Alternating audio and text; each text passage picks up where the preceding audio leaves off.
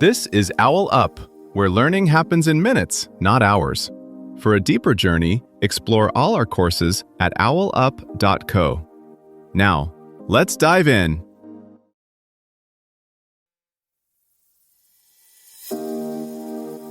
Welcome to Chapter 1 of our series, Existential Dilemmas, Navigating Life's Big Questions. In this episode, titled The Anatomy of an Existential Crisis, we'll unpack the core elements that make up those overwhelming moments of doubt and search for meaning. So, let's dive in. A philosopher once said, "The meaning of life is that it ends." Now, jump to a quiet Tuesday. Coffee in hand, inbox full, life on paper, fine. Out of nowhere, a question hits. Is this it? In the space after that question, your real story quietly starts to shake. An existential crisis often doesn't arrive like a thunderclap. It seeps in quietly. You hit the next milestone everyone said would make you feel settled. The degree, the job, the relationship. And instead of satisfaction, you feel a strange emotional static. Tasks get done, small talk flows, but in the pause between notifications, something inside you feels slightly out of tune, like a piano that's been moved one too many times. This isn't simple stress or burnout. It's the unsettling sense that the script you've been performing no longer fits, though you can't yet see an alternative. You start noticing tiny fractures, a sudden irritation at advice that used to comfort you, a hollow feeling after achievements that were supposed to matter more, a quiet envy of people who seem anchored to something you can't name. That's the anatomy we'll examine, not just the crisis itself, but what it's trying to tell you. Psychologists note that what feels like chaos inside you often follows a pattern. An existential crisis usually starts when three layers grind against each other: the life you're living, the life you were taught to want, and the life you secretly sense might be possible. That friction shows up in subtle ways. Your favorite hobbies feel oddly distant.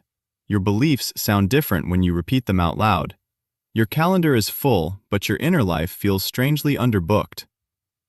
You may catch yourself asking not, "What should I do next?" but, "On what basis am I choosing it all?"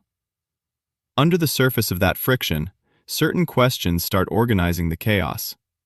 Yalom called them the ultimate concerns: death, freedom, isolation, and meaninglessness. They're not abstract seminar topics. They're fault lines running under ordinary days. Death shows up less as fear of literal dying and more as a sharp awareness of finitude. You scroll past another news story or watch a parent age, and suddenly time stops feeling endless. Decisions you postponed, career changes, commitments, apologies, begin to glow with urgency. If I only get one life, is this really how I want to spend it? Freedom arrives as its own kind of burden. At first, having options felt empowering. Now it can feel like standing in front of a wall of identical doors, each choice quietly closing off countless others. You may feel a strange mix of resentment. Why didn't anyone give me a clear map? And vertigo.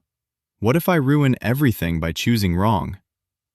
Isolation is less about being alone and more about realizing no one can fully live your life for you. Even surrounded by people, there's a sense that a crucial piece of your experience is incommunicable. Loved ones can advise, comfort, even decide with you, but they cannot ultimately guarantee that your path is right. That responsibility sits with you, whether you like it or not. Meaninglessness often appears last as a kind of echo.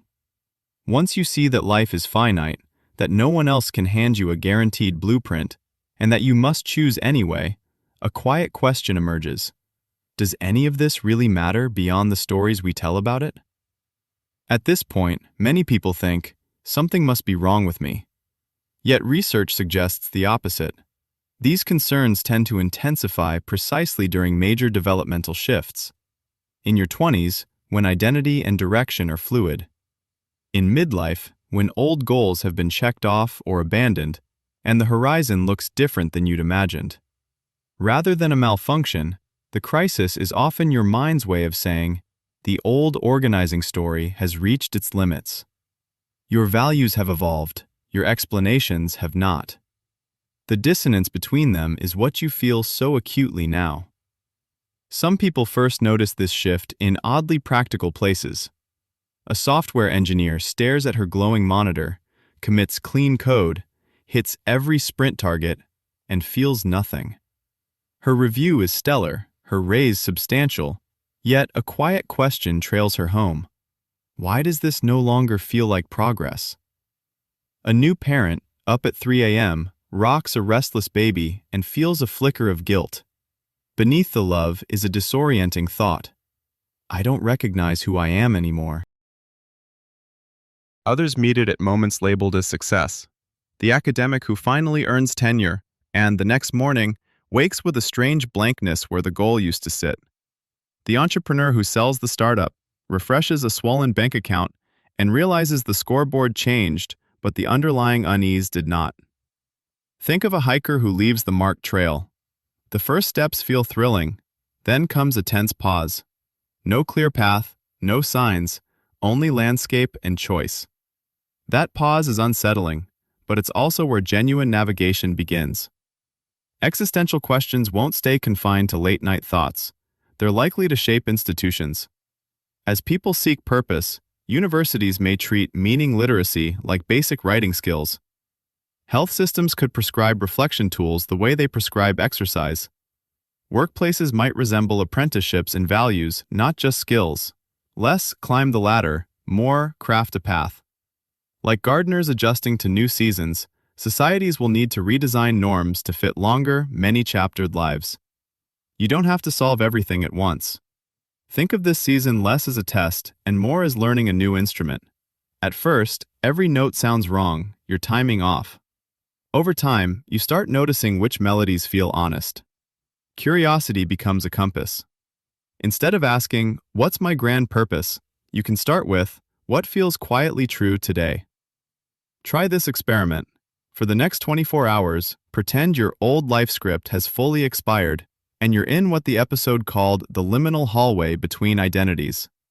As you move through your day, consciously pause 3 times, morning, afternoon, evening, and choose one small decision you'd normally make on autopilot.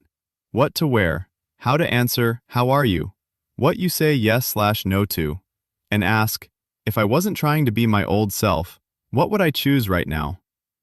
Do the new choice, then quickly rate in your head how it felt on a scale of 1 to 10 for aliveness versus numbness. At night, notice which choices gave you even a tiny bump in aliveness. That's your real-time data on what the next you might actually want. This was OwlUp, your daily step forward. To keep learning with structured courses and more insights, go to owlup.co. Until tomorrow!